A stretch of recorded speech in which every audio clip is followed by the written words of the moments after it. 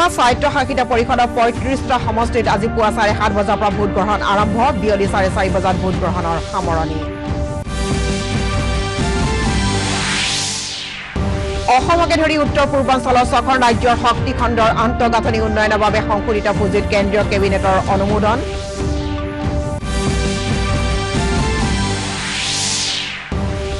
আৰু আজি এডলেইডত ভাৰত আৰু অষ্ট্ৰেলিয়াৰ মাজত টেষ্ট শৃংখলাৰ প্ৰথমখন খেল আৰম্ভ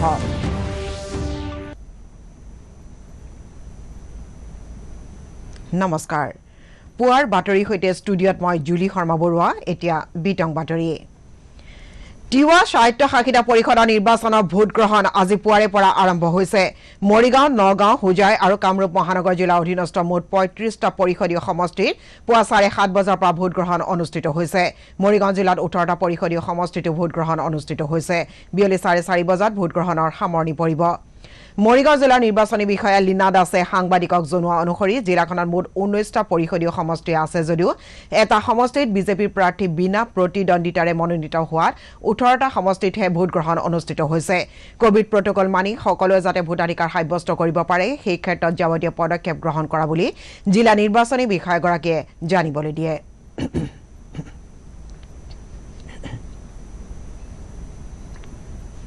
টিৱা স্বায়ত্তশাসিত পৰিষদৰ কামৰূপ মহানগৰ জিলাৰ অধীনত ৬টা পৰিষদীয় সমষ্টিত মুঠ ৭৮,১৮০ গৰাকী ভোটাৰ আছে ইয়াৰে ৩৯,৪২০ গৰাকী মহিলা আৰু ৩৮,৩৬০ গৰাকী পুৰুষ ভোটাৰ কামৰূপ মহানগৰৰ অধীনস্থ পৰিষদীয় সমষ্টিকেইটা হ'ল ডিমৰীয়া ডিগাৰু খেত্ৰী সোণাপুৰ আমপ্ৰি আৰু ঠঙাৰী নগাঁও জিলাত 10টা আৰু হোজাই জিলাৰ এটা সমষ্টিতো আজি ভোটগ্ৰহণ অনুষ্ঠিত হৈছে নগাঁও জিলা মুঠ ৮০,২৪২ গৰাকী ভোটাৰে ভোটাধিকাৰ সাব্যস্ত কৰিব ইয়াৰে ৪০,৬১৭ গৰাকী পুৰুষ ভোটাৰ আৰু ৩৯,৬২৫ গৰাকী মহিলা ভোটাৰ আছে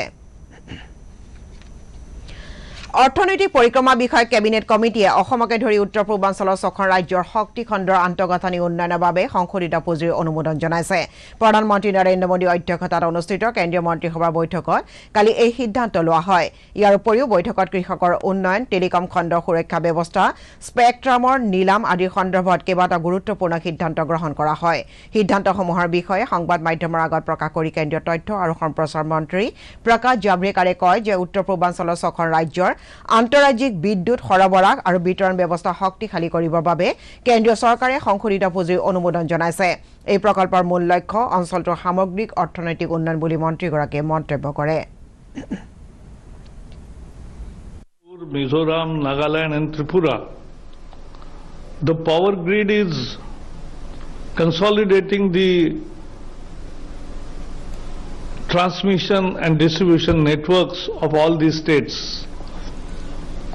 With 2,100 kilometers of new transmission lines, 2,000 kilometers of new distribution lines, many substations, this will help more availability and quality of power supply in all these states. জাভ্ৰেকাৰে লগতে প্ৰকাশ কৰে যে কুঁহিয়াৰ খেতিয়কসকলক ৩৫০০ কোটি টকাৰ সাহায্য ৰাখি দিয়াৰ বাবে অনুমোদন জনোৱা হৈছে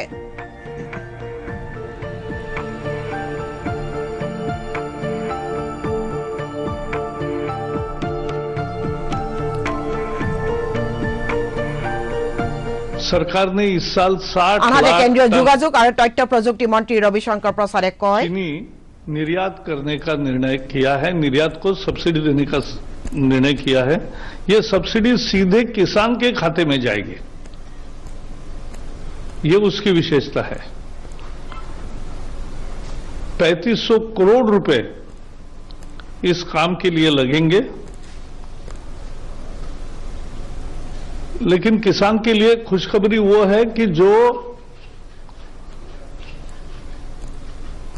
प्रत्यक्ष निर्यात होगा वो निर्यात का जो मूल्य मिलेगा वो भी किसान के खाते में जाएगा वो लगभग 18,000 करोड़ रुपए मिलेगा 5 करोड़ किसानों के फायदे का 5 लाख मजदूरों के फायदे का किसान के खाते में सीधे सब्सिडी जाने का 3,500 करोड़ आज घोषित सब्सिडी 5,361 करोड़ पहले घोषित हुई सब्सिडी तो एक हफ्ते में मिलेगी और उसके साथ साथ लगभग 18,000 करोड़ रुपए जो निर्यात से प्राप्त होगा वो भी किसान के खाते में जाएगा।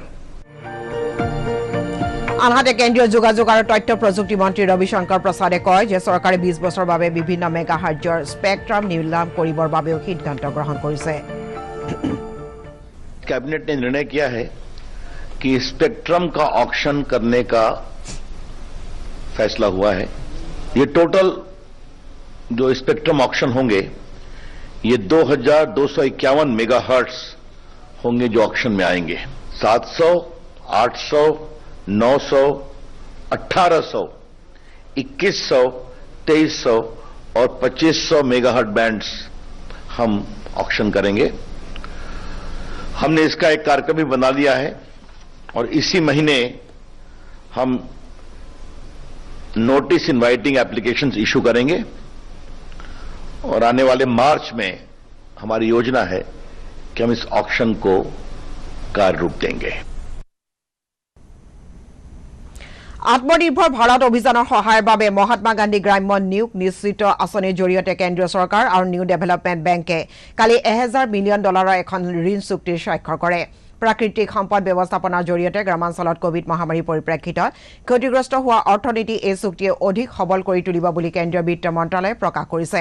মন্ত্ৰালয়ে আৰু কয় যে ইয়াৰ জৰিয়তে পিছপৰা অঞ্চলসমূহৰ আন্তঃগাঁথনি গঢ় দিয়াৰ লগতে কৰোনাৰ বাবে চহৰৰ পৰা গ্ৰামাঞ্চললৈ উভতি অহা দুখীয়া নিবনুৱাসকলে বিশেষভাৱে সা-সুবিধা লাভ কৰিব।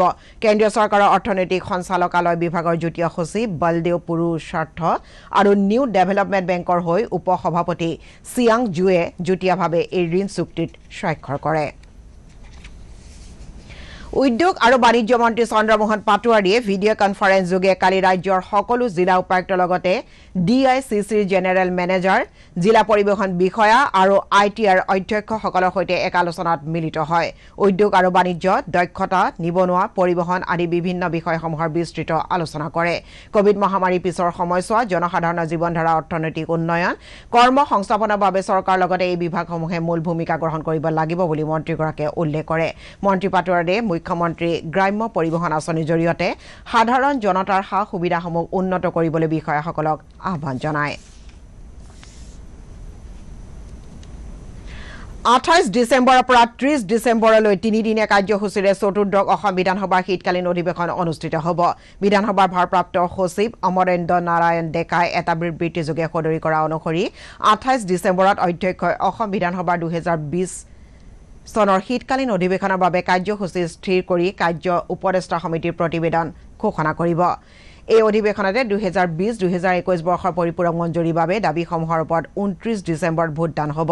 বিবৃতিটোত উল্লেখ কৰা অনুসৰি এই সমূহ অধিৱেশনত কেইবাখনো চৰকাৰী বিধেয়ক উত্থাপন হোৱাৰ লগতে অধ্যাদেশসমূহো দাখিল হ'ব। পূৰ্বৰ অসমাপ্ত চৰকাৰী কাৰ্যসূচী এই অধিৱেশনত উপস্থাপন কৰা হ'ব বুলিও ভাৰপ্ৰাপ্ত সচিবগৰাকীয়ে উল্লেখ কৰে। ভাৰত আৰু অষ্ট্ৰেলিয়াৰ মাজত টেষ্ট শৃংখলাৰ প্ৰথমখন খেল আজি দক্ষিণ অষ্ট্ৰেলিয়াৰ এডলেইড অভেল ষ্টেডিয়ামত অনুষ্ঠিত হ'ব। আজি অনুষ্ঠিত হ'বলগীয়া প্ৰথম দিবানৈশ খেলখন গুলপীয়া বলেৰে খেলা হ'ব। প্ৰথম টেষ্টৰ বাবে অংশগ্ৰহণকাৰী ভাৰতীয় দলটোত বিৰাট কোহলি নেতৃত্বাধীন 11জনীয়া খেলুৱৈৰ মাজত অপেনাৰ হিচাপে পৃথ্বী শ্ব আৰু উইকেট কিপাৰ হিচাপে ঋদ্ধিমান সাহাই স্থান লাভ কৰিছে। প্ৰথমখন টেষ্টত অংশগ্ৰহণ কৰিবলগীয়া অন্যান্য খেলুৱৈসকল হৈছে মায়াংক আগৰৱাল, শ্বেতেশ্বৰ পূজাৰা, আজিংক্য ৰাহানে, হনুমা বিহাৰী, ৰবিচন্দ্ৰন অশ্বিন, উমেশ যাদৱ, মহম্মদ শামী আৰু জসপ্ৰীত বুমৰাহ। ভাৰতে 2027 চনৰ এছিয়ান কাপ ফুটবল প্ৰতিযোগিতা অনুষ্ঠিত কৰিবৰ বাবে প্ৰাৰ্থিত্ব আগবঢ়াইছে। ইয়াৰ বাবে ভাৰতীয় ফুটবল ফেডাৰেশ্যনে আনুষ্ঠানিকভাৱে পত্ৰ প্ৰেৰণ কৰিছে। ভাৰতত ফুটবলৰ প্ৰসাৰ আৰু উজ্জ্বল ভৱিষ্যতৰ কাৰণে এই প্ৰতিযোগিতাখন অনুষ্ঠিত কৰাৰ বাবে আগ্ৰহী বুলি প্ৰকাশ কৰিছে ভাৰতীয় ফুটবল ফেডাৰেশ্যনে। ইয়াৰ লগত সংগতি ৰাখি এই ফুটবল প্ৰতিযোগিতাখন আয়োজন কৰাৰ বাবে অভিযান স্বৰূপে এটা লোগো উন্মোচন কৰে। এই লোগোটোত সন্নিৱিষ্ট কৰা হৈছে এটা বাঘৰ প্ৰতীক। উল্লেখযোগ্য যে এই বাঘৰ প্ৰতীকটো হৈছে ভাৰতীয় ফুটবল দলৰ প্ৰতীক।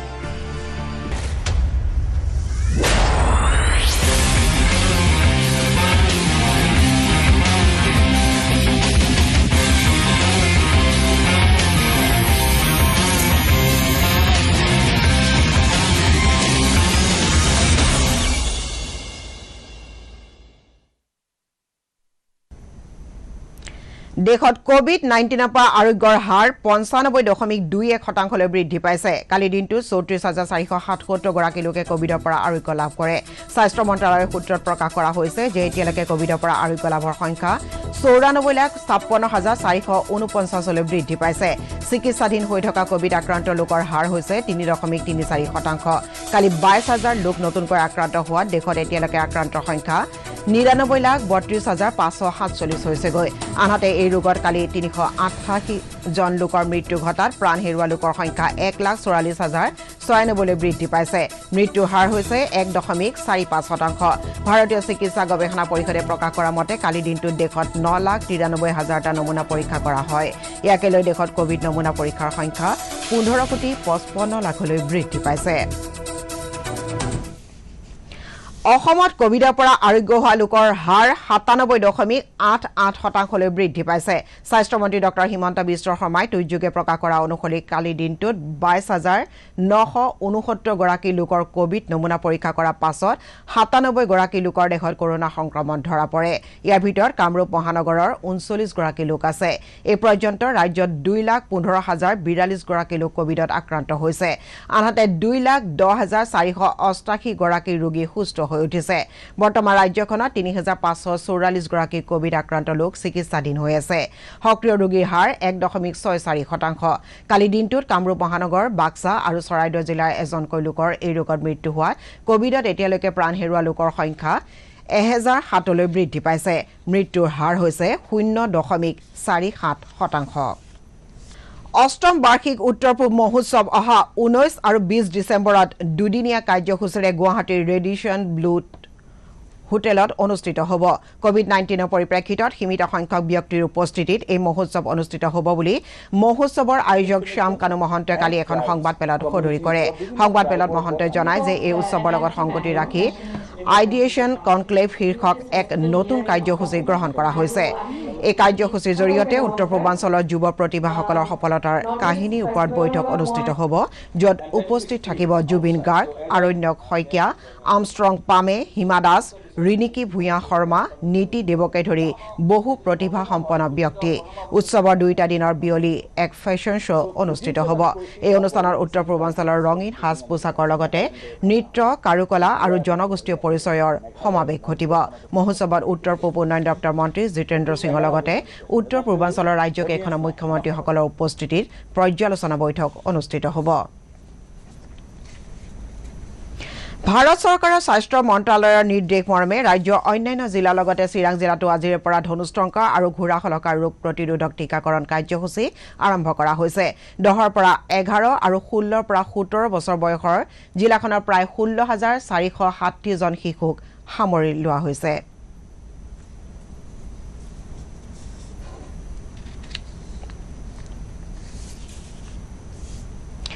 প্ৰধানমন্ত্ৰীৰ আহ্বানৰ প্ৰতি সঁহাৰি জনাই ভাৰতীয় সীমান্ত পথ প্ৰাধিকৰণ প্ৰজেক্ট উদয়ক ডুমডুমা শাখাৰ উদ্যোগত যোৱা মঙলবাৰে ডুমডুমাত স্বচ্ছতাৰ ৰেলীৰ আয়োজন কৰা হয়। স্বচ্ছ ভাৰত অভিযানৰ অধীনত কেইবাদিন কাৰ্যালয় চৌপাশ চাফ চিকুণ কৰাৰ লগতে বিভিন্ন প্লে কাৰ্ড, শ্লোগানেৰে সৰ্বসাধাৰণ ৰাইজক সজাগ কৰা হয়। वो भी अच्छा है कि ये बैनर का बैक में लेंगे तो ऊपर वो भी आ जाएगा ना। हैं? आप कौन से लेना फोटो?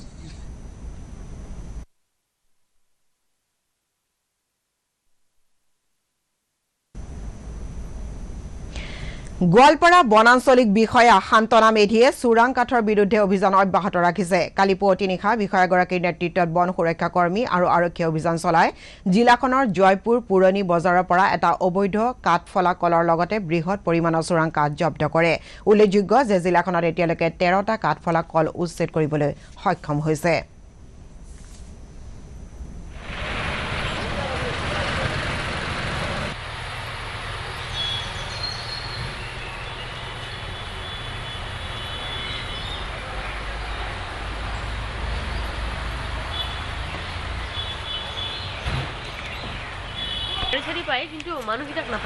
আচলতে আমাৰ এইটো এটা যুটীয়া অভিযান।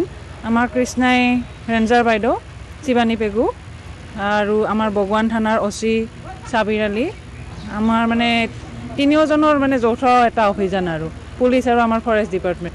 নাই, মই একচুৱেলি মোৰ বেলেগৰ কথাটো ইমান ক'ব নোৱাৰিম বা গম নাপাওঁ কিন্তু মোৰ এৰিয়াত যিখিনি আছে মই সেইখিনি যিমান পাৰোঁ উঠাই আছোঁ আৰু ভৱিষ্যতে যদি হয় উঠাম এতিয়ালৈ 13টামান হ'ল মই আহাৰ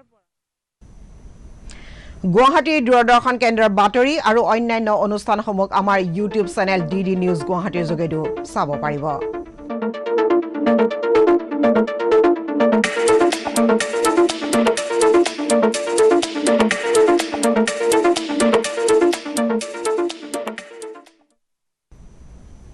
বাতৰি শেষ হোৱাৰ আগতে প্ৰধান বাতৰিসমূহ আকৌ এবাৰ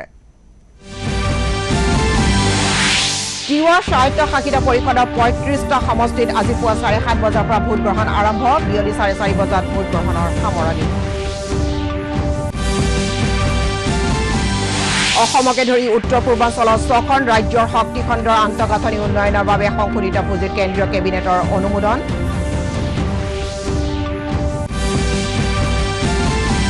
আৰু আজি এডলেইডত ভাৰত আৰু অষ্ট্ৰেলিয়াৰ মাজত টেষ্ট শৃংখলাৰ প্ৰথমখন খেল আৰম্ভ বাতৰিৰ পৰা বিদায় লোৱাৰ আগে এটা কথা মনত পেলাই দিছো কৰোনাৰ বিৰুদ্ধে যুঁজত জয়ী হ'বলৈ শাৰীৰিক দূৰত্ব বজাই ৰাখক সাবুনৰে সঘনাই হাত ধুই থাকক বা হেণ্ড চেনিটাইজাৰ ব্যৱহাৰ কৰক আৰু সঠিকভাৱে মাস্ক পিন্ধিবলৈ নাপাহৰিব মাস্ক আপ ইণ্ডিয়া পুৱাৰ বাতৰি ইমানেই পৰৱৰ্তী বাতৰি আবেলি 4 বজাত নমস্কাৰ